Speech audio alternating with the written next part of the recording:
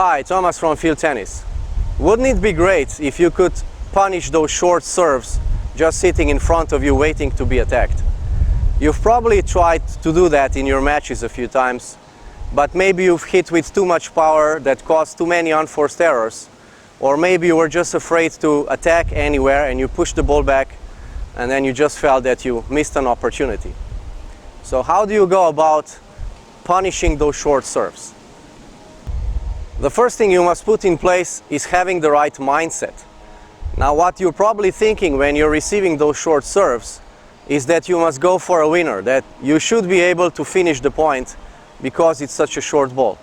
That is the wrong mindset, and that's a wrong tactical goal that you're having in mind. Instead of trying to finish the point, you must think that you want to apply pressure. That's enough. We are not pros. Most of us are recreational tennis players, and we cannot just hit winners from anywhere in the court.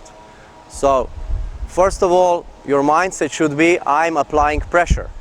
So you're going to pick a target, that'll be the next step, and you're going to go into that target with a very effective shot.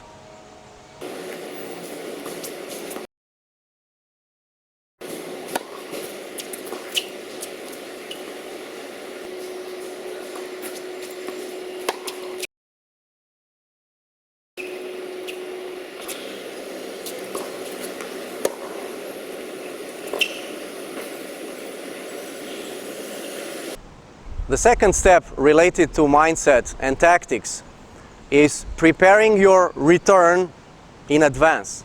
Meaning you will know in advance where you will return depending on where the serve will go. So if the serve goes to your forehand, you already know in advance where you will return, and if the serve goes to your backhand, you already know in advance. So return is one of the rare situations, so except the serve, where you can decide in advance in time. Normally when you play tennis and you're in a rally, you will have to make very quick decisions based on the direction of the ball and so on. So you will have to decide typically after the ball has left opponent's racket. But when you're returning, you can decide in advance, and that will make a huge difference in how successfully you return those balls. Step number 3 is taking the ball on top of the bounce. So what not to do many times is to wait for the ball to come down. If you're waiting for the ball to come down, then it will fly further in the court towards you, so you'll be further away from your opponent, and it will take longer for your shot to reach the other side, therefore you're not applying pressure.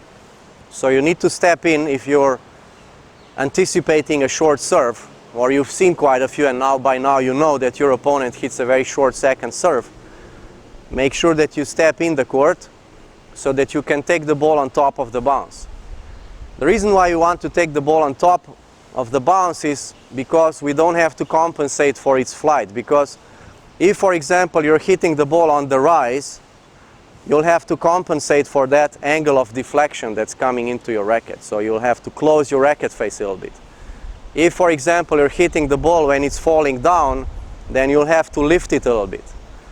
But if you're hitting the ball on top of the bounce, you don't have to compensate in any way. You can just swing naturally through the ball and it will fly usually the way you want it to.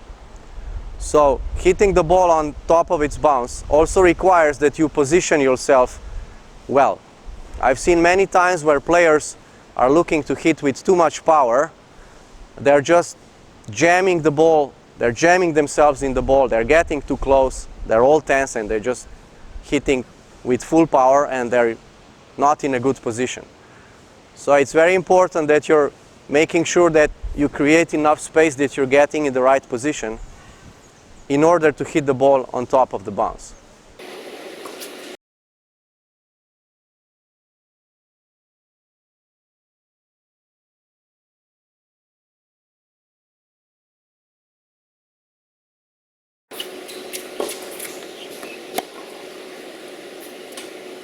So what we've covered so far is having the right mindset. So you're not going for a winner, but your goal is to apply a lot of pressure with your shot. Then secondly, you must know in advance where you're going to return, so that you don't have to make a last split-second decision on where to hit. Then thirdly, you'll have to make sure that you're taking the ball on top of the bounce and that you're getting in the right position. Now the next step might make you a little bit uncomfortable, and that is you'll have to take a good look of the ball. You'll have to really see the ball well when you're returning it, and that means that you'll have to take your eye off the court, off the target, off your opponent, and really focus on hitting the ball well. Because by now you've programmed everything in your mind. You know the type of shot you're going to play, you know the direction, and all that is in your mind, so you don't have to look anymore across the net.